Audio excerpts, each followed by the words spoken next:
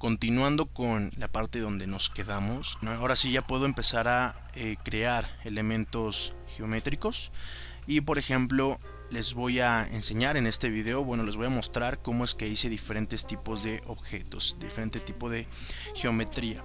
Ustedes ya vieron cómo hacer geometría muy básica, que son las cajas, ¿no? Si yo quiero hacer un muro, bueno, es muy sencillo hacer un muro. Puedo modificar su altura, puedo pues modificar básicamente lo que yo quiera, ¿no? El grosor, el ancho.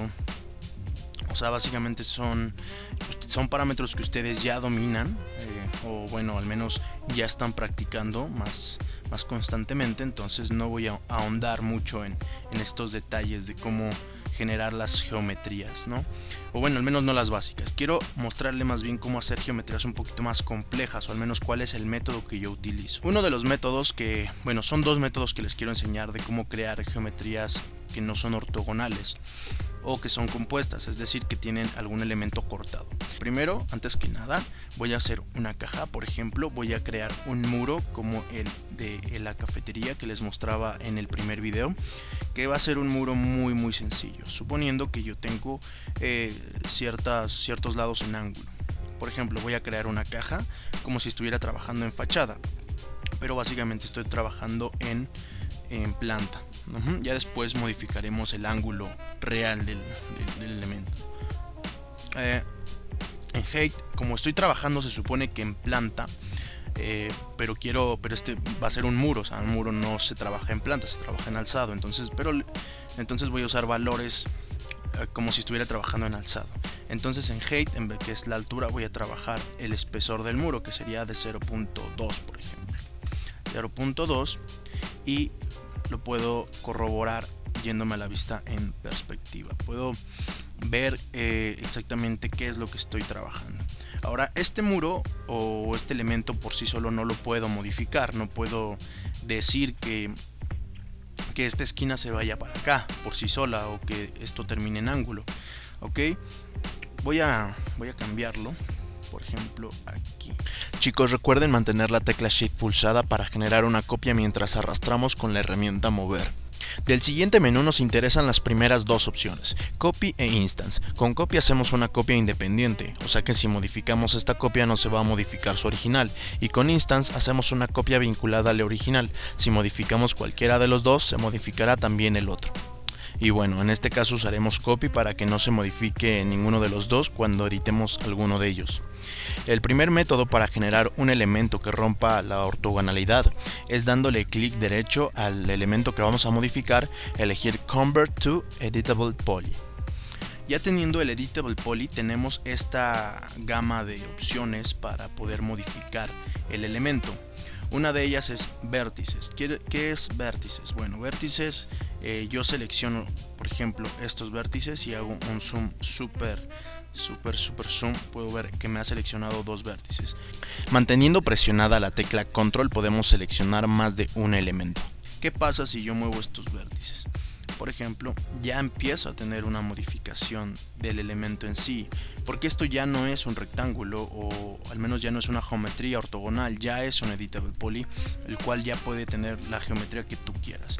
Puedo incluso modificar su altura, y todo esto va a ir en función de su geometría original. Por ejemplo, aquí tengo un quiebre, pero es porque bueno, tengo dos vértices que me están generando ese quiebre.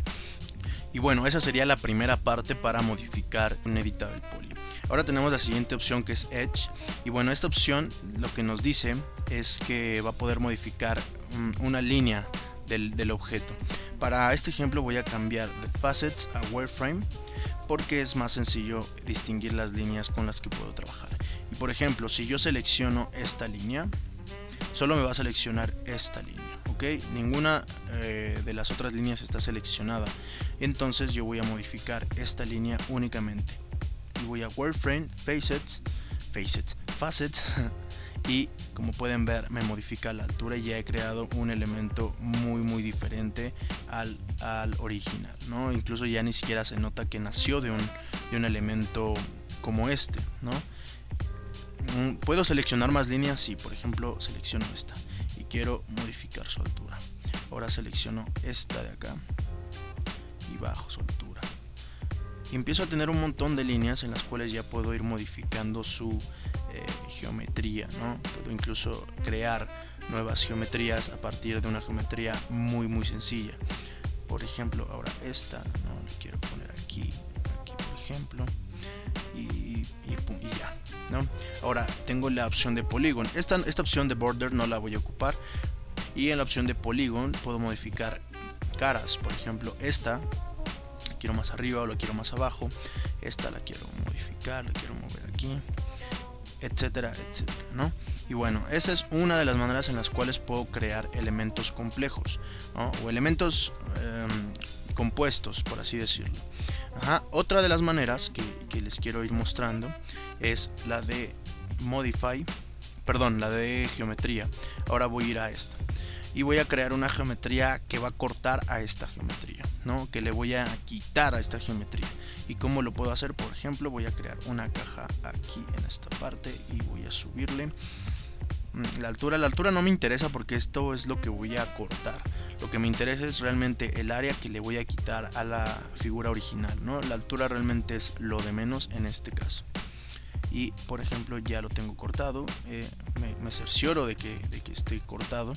Y es exactamente el mismo proceso que hice para este muro que está aquí, ¿no? Este muro cilíndrico que está aquí, este muro redondito. Entonces lo que voy a hacer es seleccionar la figura original, la que quiero conservar, y voy a ir a lo que es Objects o Geometría, y en donde dice Standard Primitives voy a bajar y voy a ir a Compound Objects, ¿no? Elementos compuestos. Voy a seleccionar la opción de Boolean y tengo un menú aquí que me va a decir qué acción es la que yo quiero hacer. En este caso lo que quiero es sustraer. Aquí donde dice Subtract voy a darle clic y voy a subir a donde dice Add Operands, ¿no? Que sería añadir elementos, y le voy a dar clic y voy a dar clic sobre el elemento y ya me ha cortado el elemento. Ok, es algo muy sencillo, es algo que ocupo muchísimo, digo, ustedes lo van a ir ocupando incluso más cuando vayan adentrándose al mundo de 3ds Max. Otra manera que es en la que podemos hacer esto es teniendo la plantilla. Por ejemplo, supongamos que tengo ya una plantilla en AutoCAD de cómo va a ser la figura, que es lo que hice en los muros de mi cafetería, que importé las fachadas a 3ds Max y dibujé sobre ese plano, sobre las fachadas, que sería la siguiente forma. Voy a en donde tenemos la opción de objetos, voy a ir a Shapes y voy a seleccionar Splines y voy a seleccionar una línea, línea tal cual. Por ejemplo, voy a darle forma a esta parte que es irregular, ¿no? Entonces voy a meramente a ojo, digo, no tiene que ser exacto. Con la tecla Shift activada puedo tener la opción de que sea vertical o de que sea recto, más bien, ¿no? Recto. Entonces, pero si no, pues bueno, lo suelto y ya tengo libertad. En este caso lo voy a soltar para que vean más o menos qué tan libre podemos ser a la hora de cerrar, de crear líneas. Y para cerrar una línea, en caso de que sea un objeto, bueno, nada más me voy aquí y me va a salir el mensaje de que si quiero cerrar la figura, y le voy a decir que sí. Ya tengo el contorno creado, no es ningún tipo de geometría todavía, es más bien una línea.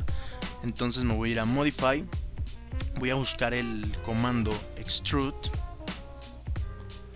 aquí lo tengo, con la tecla E busco Extrude y me va a salir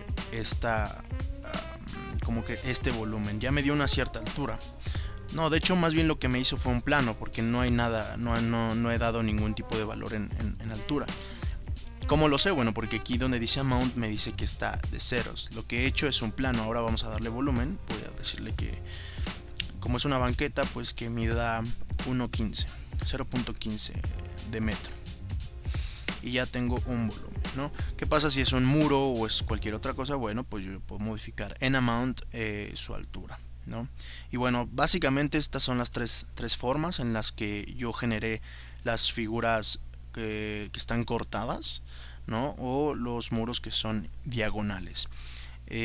Me pareció importante mencionarlo antes que nada para que, bueno, ustedes puedan ir trabajando sobre estos elementos eh, compuestos.